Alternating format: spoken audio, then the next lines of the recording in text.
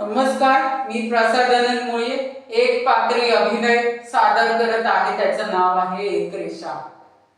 एका रेषेत या, एका रेषेत उभे राहा, एका रेषेत लग्न करा, एका रेषेत नोकरी करा आणि दुहेरी मिळवण्यासाठी मुले जन्माला घाला.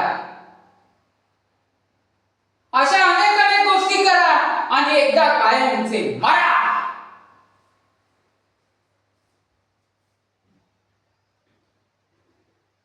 आपण एकटाच यायचं आणि एकटाच जायचं. हा मध्ये साला जीव घेणा प्रवास. हा जीव घेणा प्रवास सरळ नको. कशासाठी? आपण आपल्या ताटातलं खायचं का सगळ्यांनी मिळून आपल्या ताटातलं खायचं? कशासाठी?